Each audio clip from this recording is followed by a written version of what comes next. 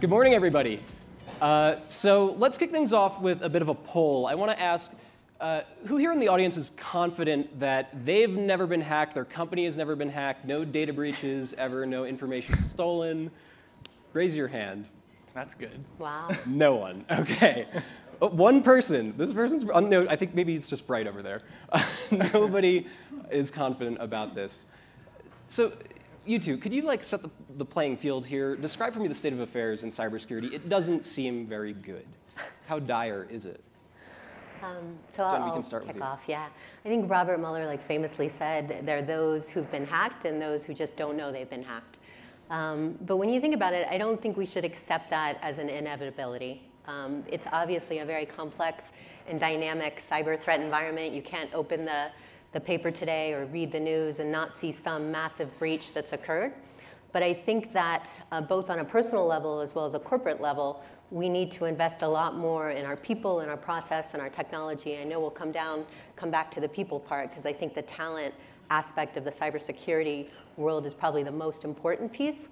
But I think that there's a lot that we can do, both to try and prevent these hacks, but then if there are breaches or vulnerabilities that are exploited, a lot we can do to be able to effectively mitigate any after effects of the breaches. I think a key point of that is not just what you put in place to be able to respond, but how you communicate it. If you look at some of the major breaches over the past couple of years, the way that they communicated the responses actually exacerbated the situation. So if you're able to communicate in a way that maintains the confidence of your shareholders, of your investors, of your employees, and most importantly, your clients, I think you'll be ahead of the game and be able to start business again tomorrow.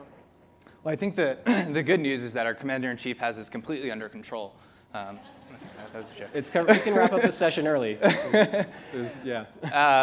We're in a pretty dire situation today, I think, as it relates to talent, as it relates to capabilities, as it relates to the threat getting worse and worse.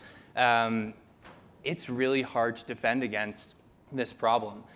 Companies can't hire fast enough, as Jen just mentioned, and we're going to obviously talk more about that. The military operations of state actors and adversarial countries are getting way more sophisticated and advanced than we've ever seen before. The sheer numbers that they have is unbelievable. Who's the most sophisticated aside from the US?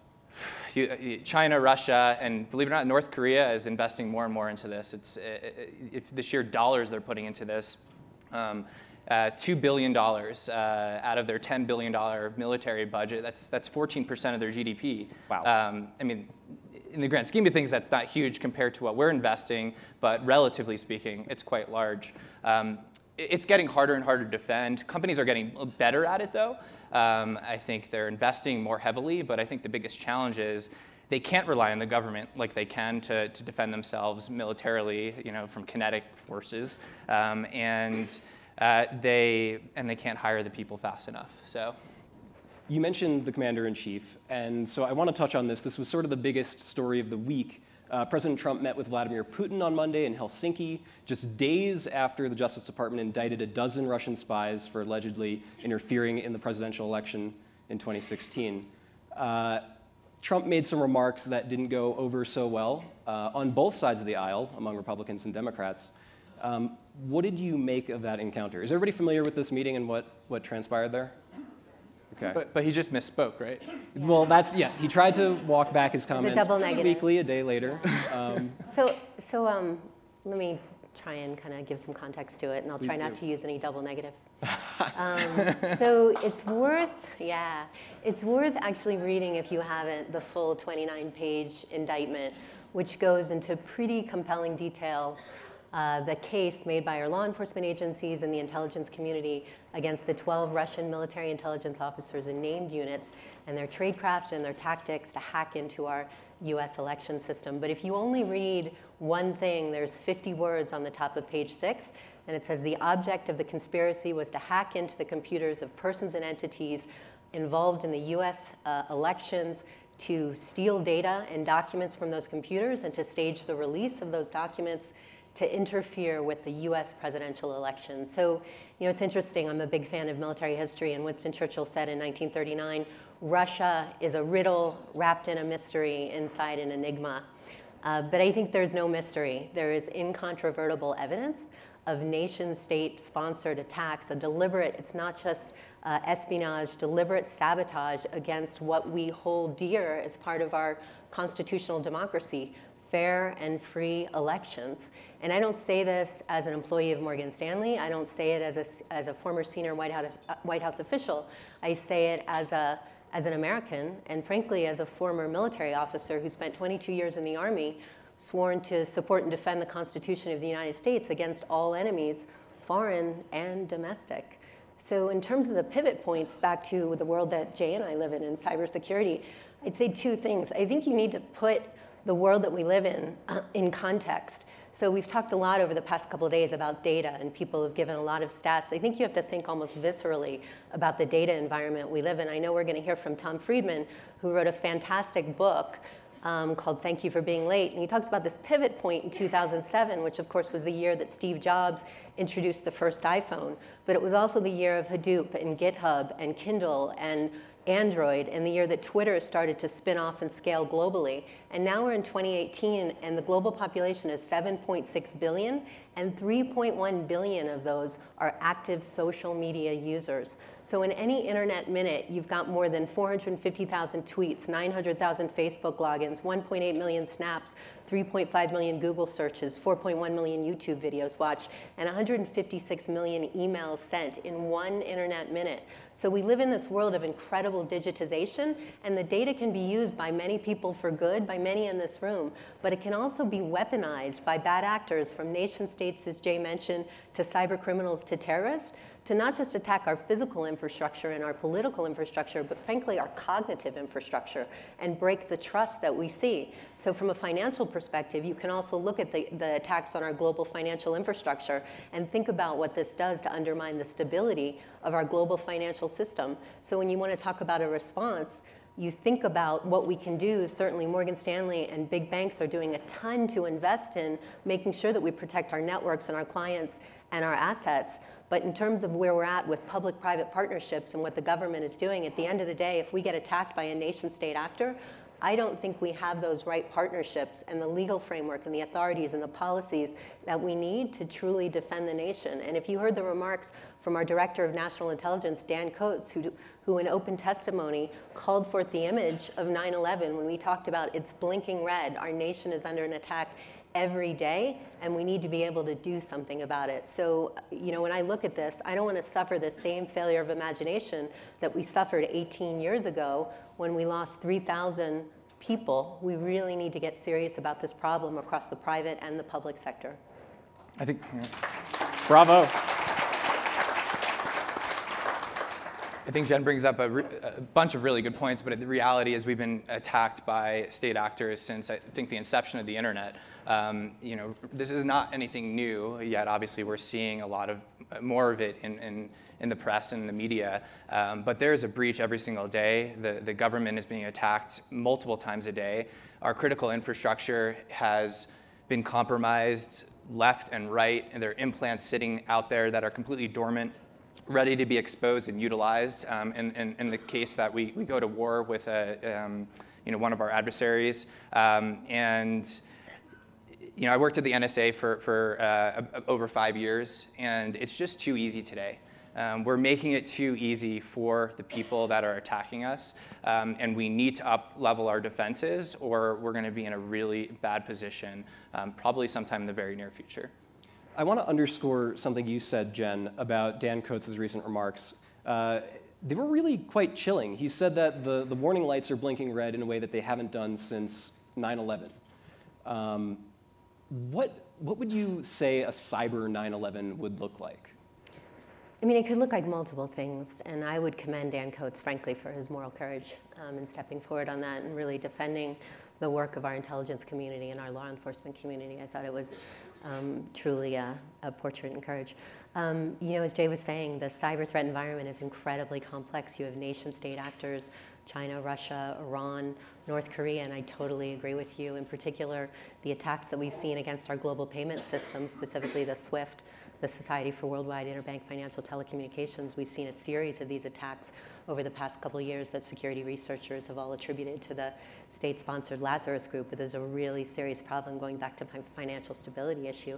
But you can imagine a bunch of different scenarios. You know, my scary scenario kind of comes from my world where I spent most of my life in counterterrorism, which is non-state actors who don't have to hew to any cyber norms at all, getting a hold of some of these very powerful capabilities and hacking into our air traffic control system, our energy system.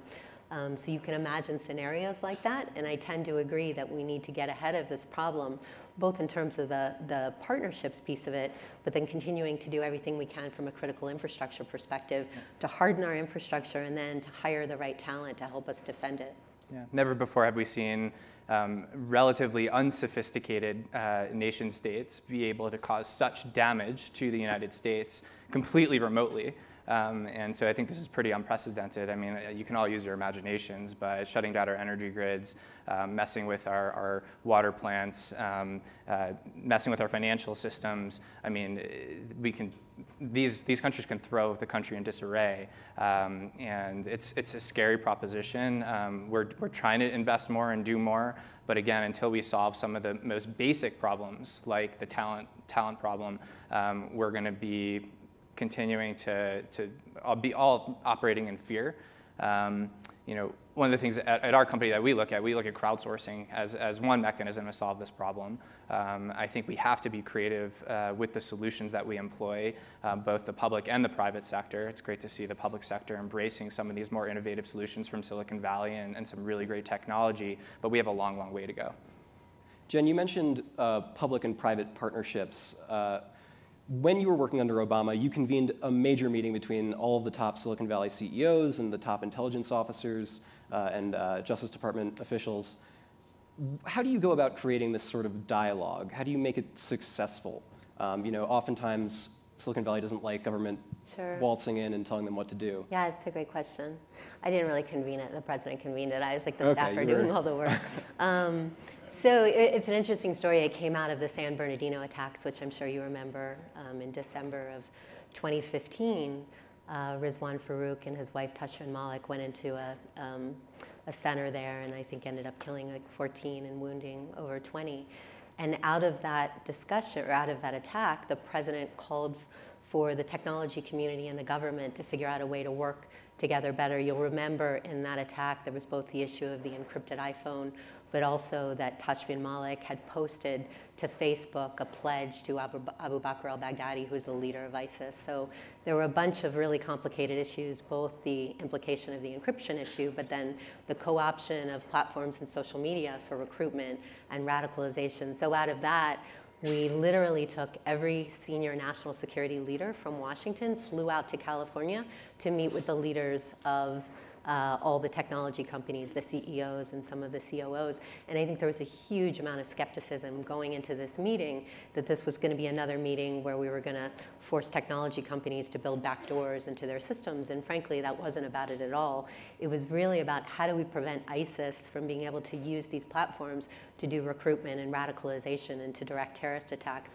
And out of that, I think, came a really good effort between the government on our side, some great technologists. Frankly, President Obama brought great people from the Valley like Megan Smith from Google X, Alex McGillivray from Google and Twitter, and they were a little bit of our Sherpas through this process with the tech company from a policy perspective. We work with Google, we work with Twitter, we work with YouTube to figure out how the government can enable them to do what they want to do. Nobody wants terrorists on their platform. And I think if you look at what's happened over the past couple years, these companies on their own have done a very good job of policing their platforms. It's still out there, but banding together to do this with unique technology capabilities. And now those same type of capabilities are of course extensible into the information operations space, going back to this weaponization of information. I think this is something that the private sector wants to get serious about, and where the government's role is not telling them what to do, but of helping them understand what we can from unique capabilities from a government perspective, understand some of the trends out there so we can truly partner to better enable them to do what they want to do. Jay, you mentioned the talent shortage in the cybersecurity world. This is sort of the founding premise of your company. How are you tackling this issue? Yeah, negative unemployment. Yeah, no, of course. I mean, there's an estimated 3.5 unfilled cybersecurity jobs by 2021. That problem is getting way, way worse. I think one of the big issues is that a lot of corporations are trying to just do too much themselves. They're trying to hire way more people than they probably actually need, rather than leveraging third-party solutions, rather than being more reliant on the government. The government should be playing a bigger role in this fight. But it's still going to continue to be a problem, regardless of how many external solutions they leverage. For us, we were able to say, okay, there is a global supply of talent. We leverage hackers in over 60 different countries and pay them to effectively break into our customers. When they find a vulnerability, we pay them for it. And that diversity of experience, that tradecraft expertise brings a whole other level of visibility into these customers from a security posture perspective. And it's really exciting that our customers are embracing these type of solutions. But until we start educating at a very young age, we're going to continue grappling with this problem. China is currently building 6 new centers of or universities specifically focused on cybersecurity education. Yet, if you look across the top universities in the world, there are only 7% of them that have formalized cybersecurity programs. And I think we're way too far behind, and we have to start today, or we're going to continue grappling with this problem well into the future, and we're going to be way behind the adversaries that are attacking us. So I'd really commend Jay on the creativity for what you're doing with SYNAC. Thank you. I mean, crowdsourcing for researchers, the vetting that you do to enable them to be part of the ecosystem that can help us deal with these threats. I think that type of creativity is what we need more of as we think about how to more effectively defend critical infrastructure, and the type of thing that you and Morgan Stanley, the two of us, are working on Think Cyber, which is essentially helping to train what's called ethical hackers, people who are what's called white hats, so doing penetration into some of these systems and then telling these companies that they're in fact vulnerable. I think that's really, really good. So I want to open the floor up for questions, but I'm going to ask one more question of Jen. How do you go about attracting hacker types to work for a big Wall Street bank? Yeah. Yeah, so it's a great question. I'm building this global fusion organization. Which sounds kind of like a nuclear facility. Yeah. What do you do there? It's not. So we do cybersecurity operations. So 3 core functions. We do threat intel to understand the threat environment.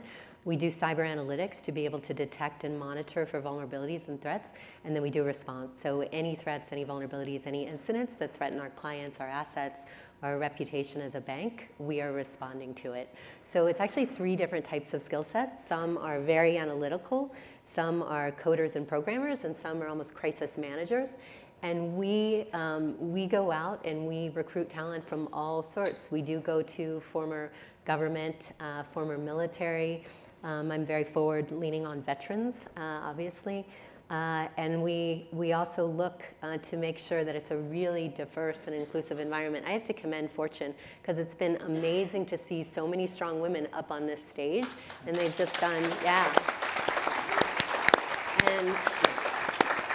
And I go to a lot of these conferences, and it's not like that. So kudos to you all on that. But I strongly believe that you have to build what I call radical inclusion into your culture. It's all about a culture to attract great talent, but also to retain great talent, because these are kids who can go to Silicon Valley, who can go to startups, and the idea of coming to work to do cyber at a big bank, it's kind of like, huh?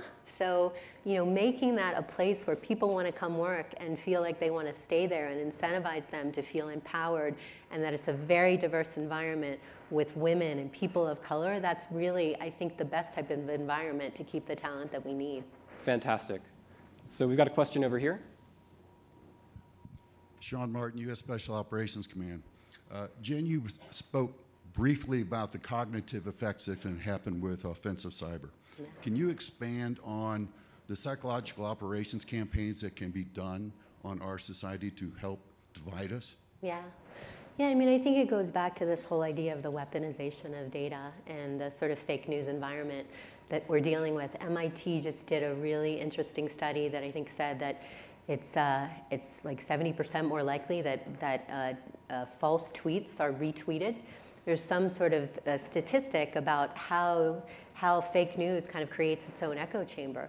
And so when you think about data that can be used to essentially attack our cognitive infrastructure through information operations. And it's not just data. If you look at, there's some really interesting articles out there about deep fakes. I'm sure you've all read about it, sort of the manipulation of audio and video and sound. It's pretty nascent technology. But I think given the pace of where technology is going in just a couple years, you will see people who are saying things that they didn't actually say. There's a famous video that was done of President Obama with Jordan Peele. I think we will see that sooner rather than later. So think about CEOs of major banks saying things that tank stock prices. Think of people being put in compromising positions. Think of clients saying things that they didn't say. So this is the world that we're living in, and that's why it's one of the things that we have to get ahead of is verification of this information, given the vulnerability that we all have swimming in this massive digital ocean.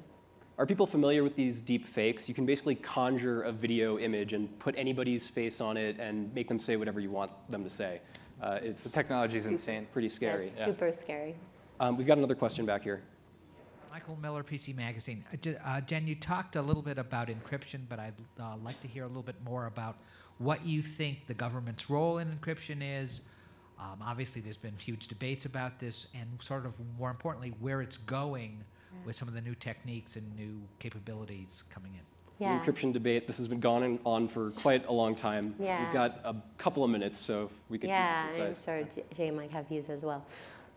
So look, I work in critical infrastructure. I want our systems to be as well protected as possible. I think, you know, you could talk for hours about this, so I don't want to cartoon it. But at the end of the day, my thoughts are, we can't be absolutist about this. We can't be black and white and sort of say law enforcement is here, the technology community and the civil libertarians are here. Because my biggest fear about taking an absolutist view is that if there is a major attack on this country, whether it's a cyber attack or whether it's another terrorism attack that's motivated somehow using encrypted technology, I fear that we're going to end up in a place of really bad legislation, of legislation that does things that none of us as Americans want to do and that can potentially corrode the things and the civil liberties that we hold most dear in our Constitution. So what I want to see is a continued productive discussion between the technology community and the law enforcement community and government and researchers and the civil liberties community to try and figure out, is there actually some solution that we can come to be able to find a balance in the security versus privacy debate. Jake, can we get your quick thoughts? Yeah, I mean, I'm a firm believer that if we insert any sort of backdoor in an encryption protocol, it's going to be used for nefarious purposes, whether we like it or not. And so I think it's incredibly important for the government to consider, to have those considerations when they're thinking of new policy. There's no way you can create some sort of functionality in a security apparatus that enables the government to get access to data without someone else realizing what they've done and figuring out a mechanism for them to access that same data. So I think that's just an important consideration. Well, that's all we have time for. Thank you so much for joining us.